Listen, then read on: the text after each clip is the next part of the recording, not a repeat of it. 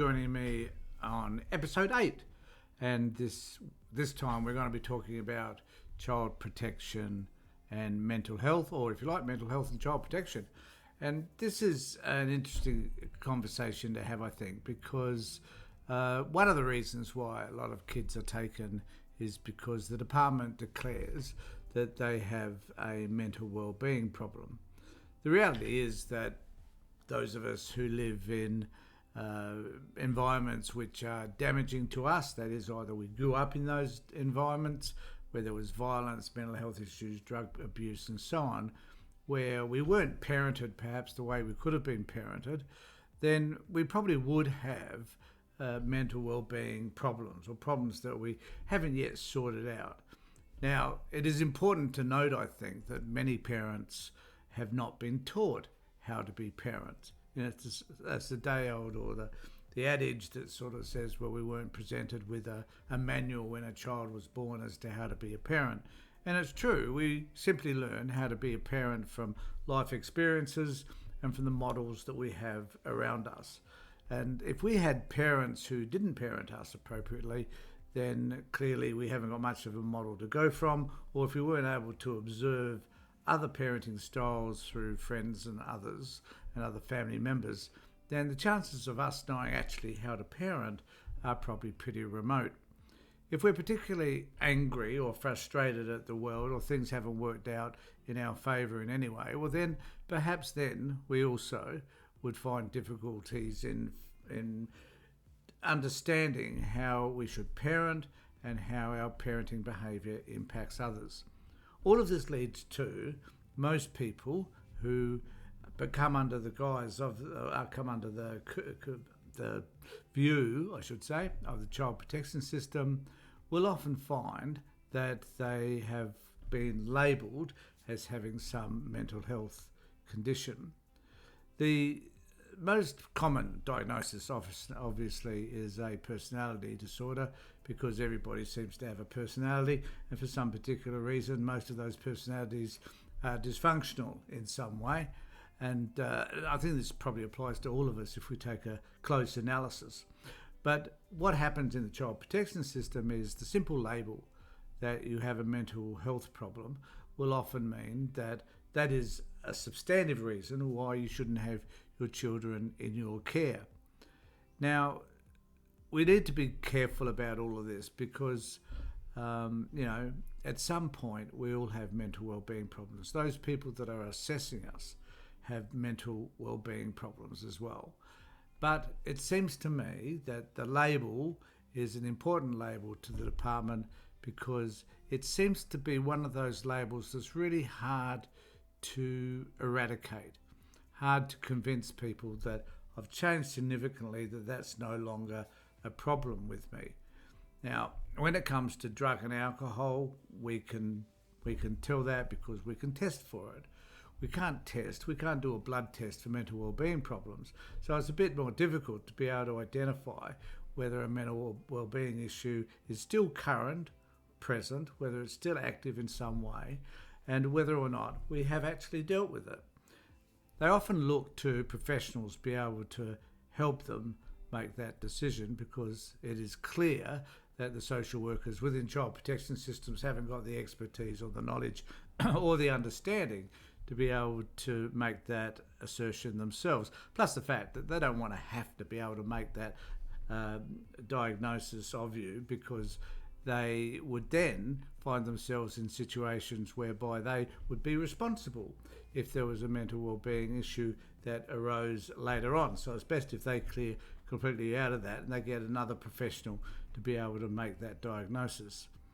I have noticed though that when some professional would give someone a clear bill of health, if you like, around their mental well-being, the department will still hold on to the past diagnosis, as if it's some sort of badge that one has to wear in order to identify oneself as a bad parent or a crazy individual. It is distressing to know that that label becomes so entrenched that it's really, really difficult for parents to have it removed. Of course, the other point I want to make is that a lot of parents, most parents in fact, when they have a child removed, suffer a traumatic experience.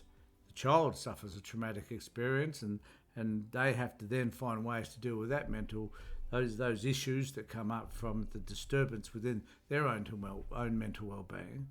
And the parents, of course, have a great deal of trauma in their lives when a child is removed. As someone once said to me, it's like it'd be better off if a child had died, because at least then you can start to deal with that. But when the child remains in your life, but spasmodically, only available at times of access, and that access is governed by somebody else, those layers of trauma play an impact on a person's mental well-being.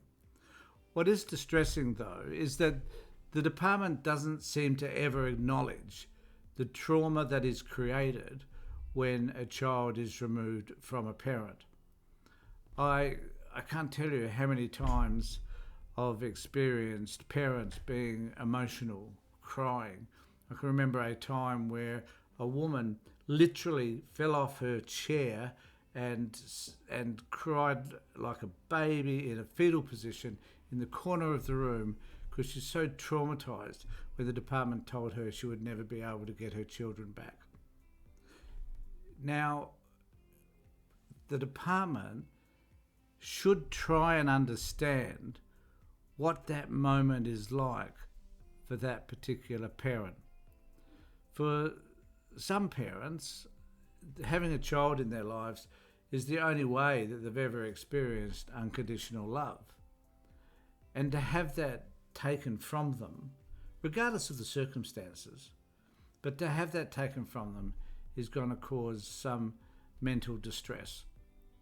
Yet the department seems to not understand the degree to which that has impacted the parent. And it's as if they don't care, because they certainly don't consider it as an issue. That, often we hear the department talk to parents about regulating their emotions. Who knows what that really means, but for the department, don't be emotional. And emotions are a part of regulating who we are. They are about telling people where I am right at this moment, how distressed I actually am. We do that by expressing our emotions, but the department would prefer to keep that hidden. So when it comes to discussing your mental well-being, never do that with the department, because they will never believe you anyway. You should never say to the department, well, mentally I'm fine, because the department will always argue that they need a third party to assess whether you are stable mentally or not. So never tell them. Always make sure that you have got an assessment of who you are by somebody else. And sometimes that assessment often shines a different light on you than it does than what the department are endeavouring to tell you are. I would suggest that, where possible, find a psychologist, probably a well-known psychologist, who particularly deals in parenting issues, who deals with children perhaps. If need be, often the department will refer you to their own psychiatrist. Now, one needs to remember that their psychiatrists are paid for by the department. And we must remember that any time that the department is paying for something, that it compromises the professional immediately, because they need to continue keeping their income pouring in from the department. So they're more likely to give the department a version of you that they believe the department want than give you an accurate assessment of who you are. So under all circumstances, find somebody independent of the department who can provide some sort of assessment. Now, these days you can get, a lot of people will provide some sort of Medicare rebate as a result of doing some psychological work with you. But what I've often found is that the psychologist, and particularly psychiatrists, will not write a report for you unless they're adequately paid for that, which often would cost thousands of dollars. So see if you can find yourself a psychologist or somebody who will write a couple of pages in a report stating the progress that you've made during the time that you've been working with them. And I just need to say, don't start that late in the process. Start that relatively early. Have a number of sessions under your belt before you actually go back to the department with any form of report. And I would suggest at least 6 sessions before you present back to the department with a report from them, or even start talking to them about the work that you've been doing with that psychologist or social worker. The department would also ask you to tell them, to inform them as to what work you're doing along the way. Always when you're doing that, make it positive. Talk about the specific things that you've been talking about. Tell them what you have learned.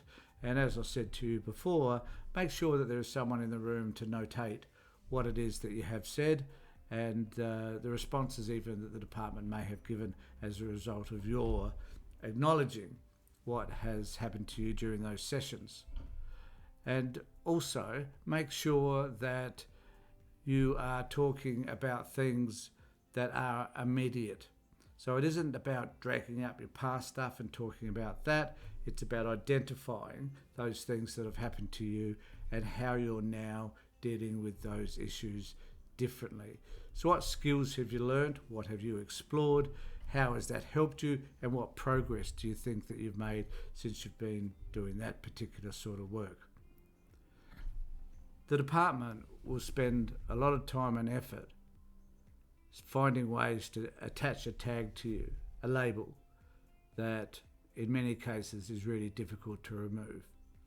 Mental health is one of those. If you've been diagnosed with manic depression or bipolar disorder, or particularly schizophrenia, or if you've been diagnosed as having some paranoid condition, the department will endeavour to make sure that they're going to label you with that, and that because of that your children will always be at risk. It's almost as if if we had a broken leg, we know that we would recover from that broken leg because we can do scans, we can walk appropriately.